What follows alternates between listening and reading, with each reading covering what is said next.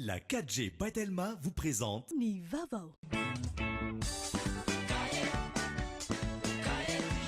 Cahier Triomphe manoltranao ny Vavao.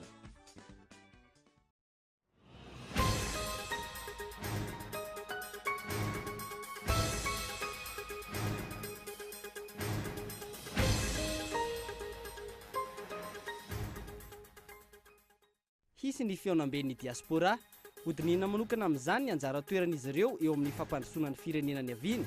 Ino no ambadika izao hetsika azo lazaina fa tampoka izao ny andindiny no arahinao anatin'ny matoan-datsoratra i Boaja Razanantsoa.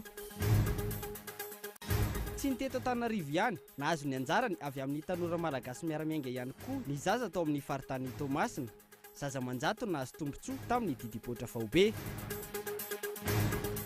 Eo amin'ny maresaka iraisam-pirenena nampiakapeo ny vondrona iraisam-pirenena amin'ny toedrara misy ao Kenya. Hatreto tsy lazaky ny 1/2 ireo mpanao fihetsiketsehana maty nanomboka ny zoma teo.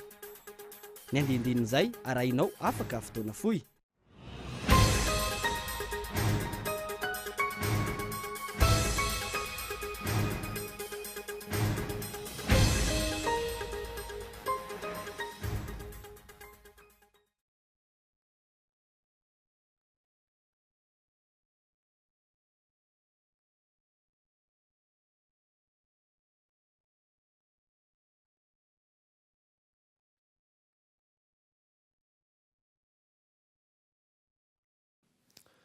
Finaritra tompoko lasy tompoko vavy manasanao ary anaraka ny fampahalalam-baovao Kolo TV hatramin'ny farany anomboantsika ny vaovao isin'ny fiaonam-ben'ireo diaspora hodiniana manokana ao anatin'izany anjara toeran'izy ireo amin'ny fampandrosoana ny firenena ny aviny. Inona no ambadika izay etsika izao izay lazaina hoe tampoka izao ny andindin'izay arahanao anatin'ny matoan-dahatsoratra i Boaja Razanantsoa.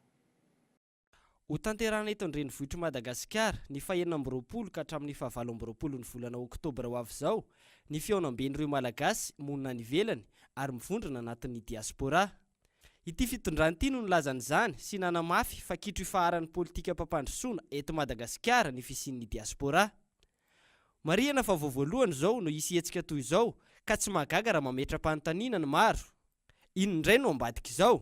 Ary maro-pototra ny fanontaniana raha ny zava-misy hatramin'izay no jerena toy ny tsy fisian'ny mangarahara.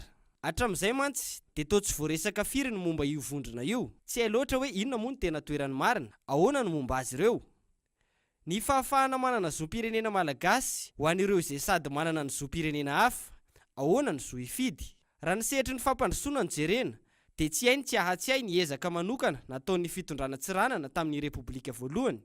Nandefa solo tena mihitsy any amin'ny firenena misy malagasy mianatra sy miasa mba handresy lahatra azy ireny hiverina ny tanindrazana andray anjara amin'ny fampandrosoana ny fireneny. Tamin'izany no hita taratra fa marisarisa ody an-tanindrazana ny mpianatra malagasy rehefa manohy ny fianarana any ivelany. Antony maro no mety hanazava izany.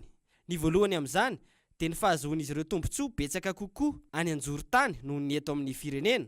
Taty aoriana dia azo lazaina fa tsy manampy velively ny fiverenan'izy ireny an-tanindrazana ny tsy fisian'ny sehatr'asa mifanaraka amin'ny fianarana noratoviny, ary amin'izao dia noheny tsy fandriampahalemana sy ny toedrara politika no isan'ny voizana tsy hiverenana eto. Marina nefa ny any amin'ny firenen-kafa dia resaka ady sy antony hafa no mahatonga ny olona hitsomponenana ary tsy hiverina. Nefa kosa hita fa mandray anjara feno amin'ny fampandrosoana ny firenena izy ireny. Toy ny ao Sierra Leone sy any Bangladesh ohatra dia anisan'ny mampiroborobo ny sehatry ny fitehirizam-bola ny famerenam-bola avy any ivelany ody ao an-tanindrazana ataon'ireo mpila ravinahitra any ivelany. Toy izay ihany koa dia maro-pototra ny zon'izy ireny ny fahazoany zom-pirenena ao amin'ny firenena ny aviny, satria manana maso ivoho any amin'ny firenena andehanany ny firenena ny aviny ary manao ny asany ara-dalàna.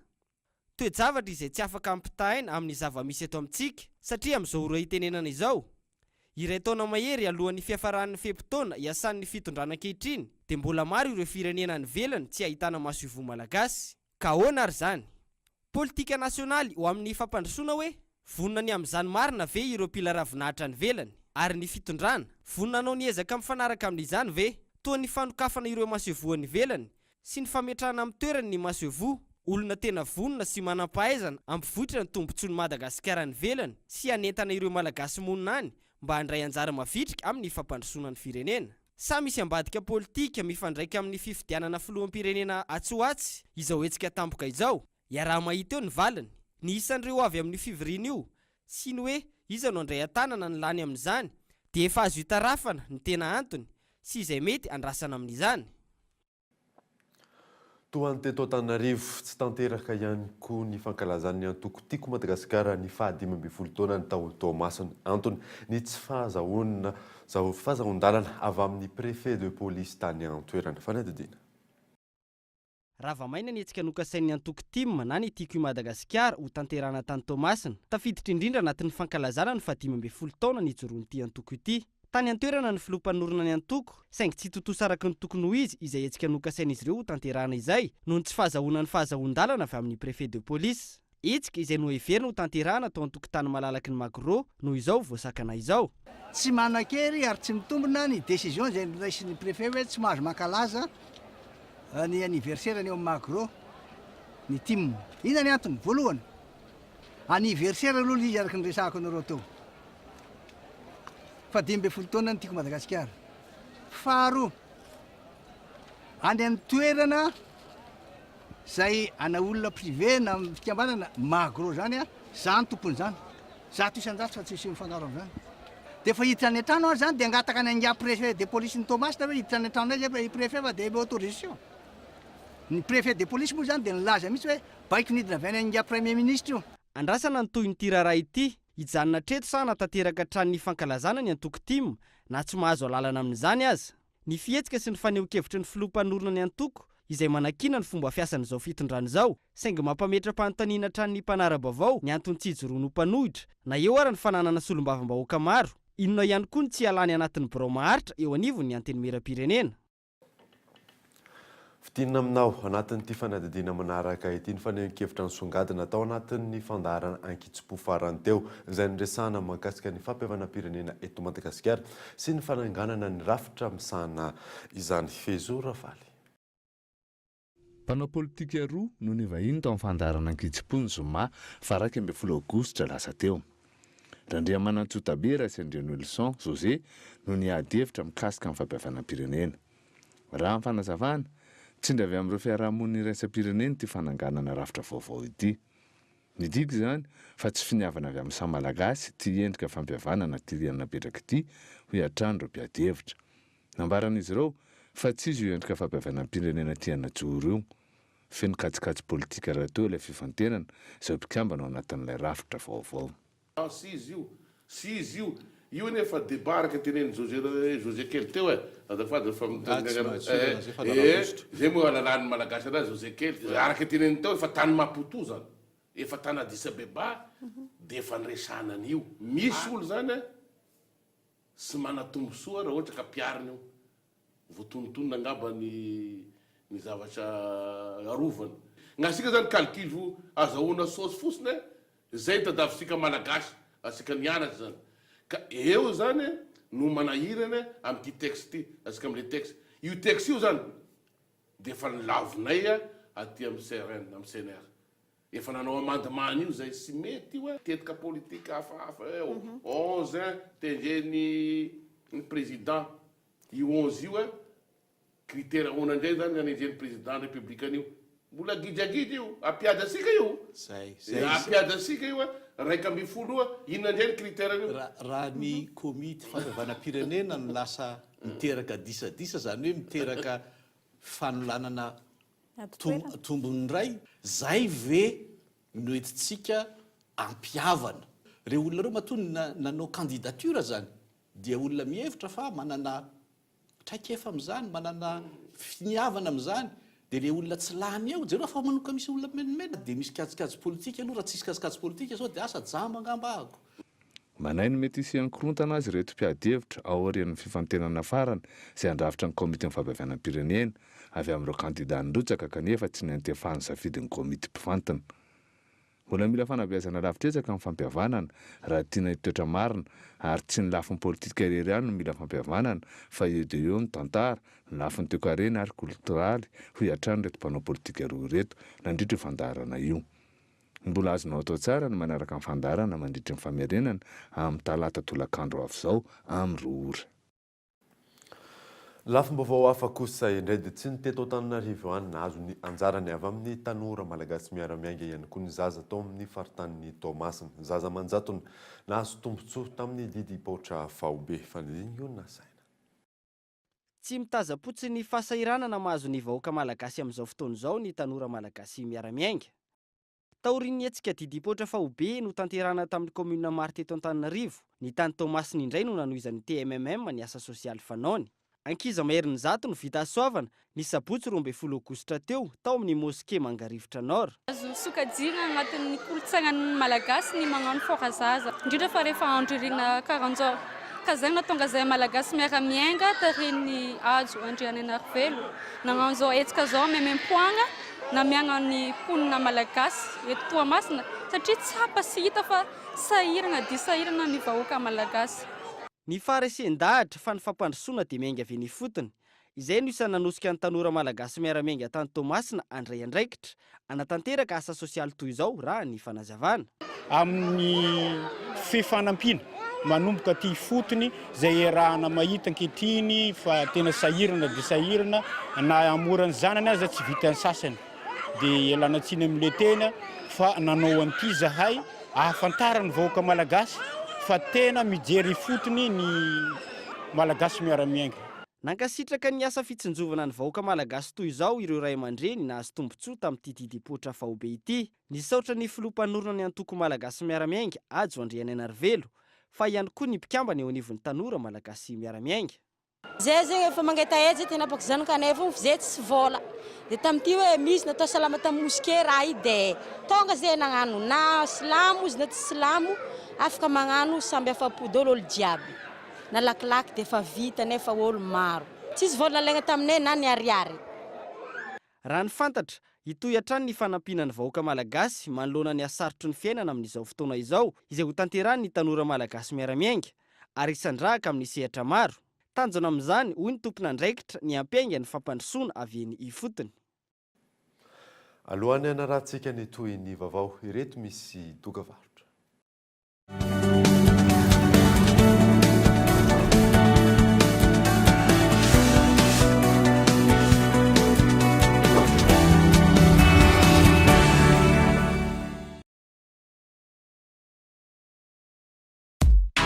Mampiasa Telma dia mahazoka to 20% amin'ny fanavoalohany amin'ny M-vola. Mifanerasera amin'ny vidiny mora indrindra. Mampiasa internet 4G manerana à Madagascar. Mandefasa vola amin'ny alalan'ny M-vola. Zany rehetra zany amin'ny alalan'ny tambazotra lehibe indrindra miampy SMS ray isan'andro ary amin'ny vidiny 500 ariary monja. Manatona Telma Shop na mpanjinjara Telma miaraka amin'ny karapanondronao. Telma, safidiko numéro 1 malagasy.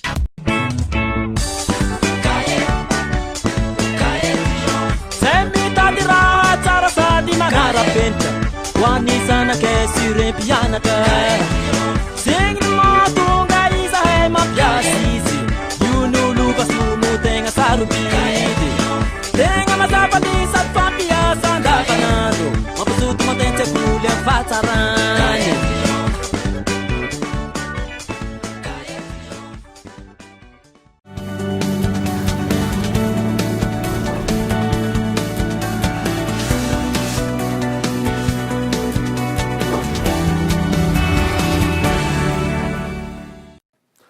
Miverina eto amin'ny fampalalam-baovao isika ny mombamomba n'ireny mpanodina ireny odi-biby toy ny voay, omby bibilava ireny ho lasa fitaovana ety mianjaika izay indray no entin'ny onina saina aminao anatin'ity fanadadiana manaraka ity arahoary. Manala ny efa spécialiste efa tena fatavoaka mihitsy izy izay dia efa tena io ny asany namelomany vavy aman-jana Dia rehefa manala le hoditra efa voakikiny le hoditra dia lomany sokay aloha le izy asorina ny kiran'le voay. 17 taona izay no ny fotoran'ny Ramiaritsou Jean de Dieu tamin'ny fanodinana ireny odi-biby ireny toa ny voay, omby, bibilava, hanana endrika kanto sy manintona, entina mianjaika fa ihany koa ampiasaina amin'ny fiainana andavanandro. Ity fanodinana odi-biby ity izay lova avy amin'ny ray aman-dreny raha ny fanazavany ary taty aoriana nampiana fikarohana mba hanaraka ny toetrandro. Ny fanaovana ity asa tanana ity izay nahavitany zavatra maro teo amin'ny fiainana tao anatin'izay 17 taona izay ary natafitany ihany koa ireo zanany. dia ty moa efa zavatra efa teto am-pelantanany ty zavatra ty dia tsy maintsy izay no natsaraina dia tonga amin'izao faran'izao zao zavatra hitanareo zao ary hoe inona ny zavabita be da be satria ny zanako rehetrarehetra dia tia resaka asatanany ity namelomanay azy ary tafita tamin'ny fiainana izy fa tsy hoe tsy tafita fa mba manana izy ihany le ankizy. Isan'ny olana sedrainy eo am-panatanterahana ny asany ny fiakaram-bidin'ireo ankora ampiasaina raha ny fanazavana. Ty mantsy periodika be ty voay ty rehefa any amin'ny fahavaratra any ianao dia tsy ahita sarotra be ny fampitadiavana izany satria ny mpamatsy anay le hoditra tsy anina izy zareo koa moa voafetra ihany koa ny zavatra hoe afaka ataony amin'ity asy ty manomboka mesarotra le izy ohatra fotsiny zao nanaovanay doblira ny hoditromboka io zao manomboka mialafy miakatra koa ny prix dia zany olana aminay zany amin'izao fotoana izao zany hoe miakatra foana ny prix. Manoloana ny olana eo amin'ny tsy fananana asa amin'izao fotoana izao manana afatra ampitaina amin'ny tanora Iramiaritsoa Jean de Dieu. Ny asa dia misy fa tsy hain'ny olona no mitrandraka tsy hain'ny ankizy no mitrandraka azy aloha resako hoe ankizy satria tanora zany ny tanora no mitrandraka ny asa satria ny asa zany tsisy asa ratsy fa ianao manaratsy ny asa ary tsy vitany hoe any amin'ny bureau ihany ny asa ary zay mahavoan'ny ankizy ankehitriny zany hoe any amin'ny bureau ny asa fa io na asa tanana dia mahavelona ary sahako irere havana fa ny asa tanana dia mahavelona rehefa hainao tsara mikajy manao tsara le asa zany. Raha ny fantatra efa manomboka mahaliana ny malagasy ny manjifa ny asa tanana vita avy eto an-toerana ary fanirian'ireo mivelona amin'izay asa tanana izay ny ampitombo hatrany ny isan'ny malagasy manjifa izay asa tanana vita malagasy izay ho tombotsoan'ny rehetra. Vaovao ara-panatanjahantena kosa indray dia androany saraka ady sala tsy nisy nitoko teo amin'ny lalao mandroso fifanotsanana hiatrehana ny shanina 24 izay nitanterahana teo amin'ny kianjaben'ny Mahamasina Madagasikara izay niatrika ny Angola. Fanadiny Yona Saina teo amin'ny sariny Yandry Rarson.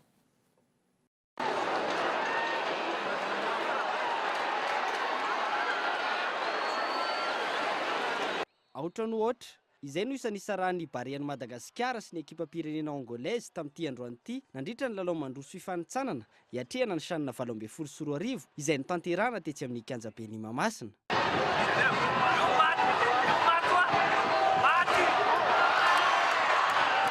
Niady ny lalao raha ny zava-nisy teny ambony kianja saingy olana ho an'ny malagasy ny famonom-baolina. Nandritra ny fizaram-potoana voalohany nanindry ry zareo angolaise nitady ny fomba rehetra andavana no masona raton'ny Barian'i Madagasikara saingy teo ny mpiandry tsatobiantsika malagasy ando sy ireo vodilaharana malagasy nanakana izany.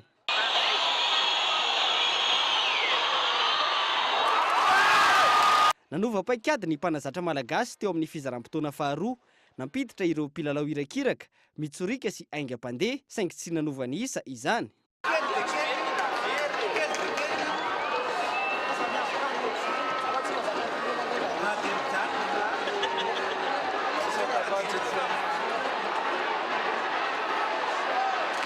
Raha ny hita tonga maro ihany koa ny mpanohana ny ekipa pirenena malagasy nanohana hatramin'ny faran'ny Barian'i Madagasikara.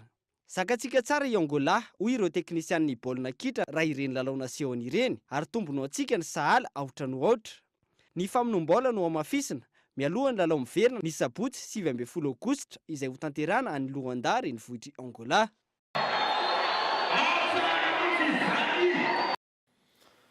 Maresaka iraisampirenena kosa indray dia mampaika-peo ny vondrona iraisampirenena amin'ny toedra raha misy Kenya amin'izao fotoana izao hatreto. Sy latsaky ny 1 ireo mpanao fihetsiketsehana maty nanomboka ny zoma lasa teo fanadina amin'ny sariny France 24. Nampiaka-peo ny vondrona iraisampirenena amin'ny toedra raha misy ao Kenya. Mbola mitony fifandonana eo amin'ny pomban'ny Raila Odinga sy ireo polisy any an-toerana. Fifandonana ny tsy fanekena ny valim-pifidianana izay nanomboka ny zoma alina teo. Ao andrefan'ny Kenya sy ireo faritra iva no tena misy ny fifandonana. Raha ny antotany Savonjy Maika dia tsy latsaky ny 12 ireo mpanao fihetsiketsehana maty tamin'izany. Nanomboka ny zoma teo tsy mitsahatra mitombo ireo olona naratra sy maty. Androany hariva nanao antso ho amin'ny mpanohana azy Raila Odinga tsy handeha hiasa rahampitso alatsinainy. Ratsahiviny efa niaina ny tranga tahaka izao ny Kenianina tamin'ny taona 7 izay namoizana ain'olona manodidina ny 200. dia iny maresaka iresaky pirenena iny manakatona ny fampahalalam-baovao tamin'ity alina ity ankasitrany ianao nanaraka izany soafa tsara daholo to.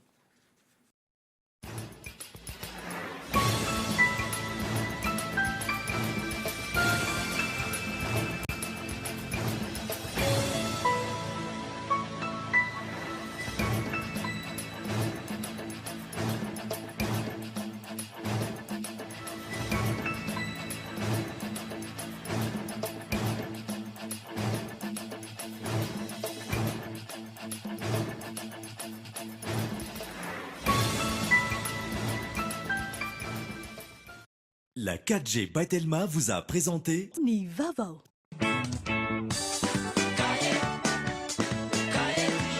Narainao teo ny fampalalam-bavao miaraka tamin'ny Cahier Triomphe.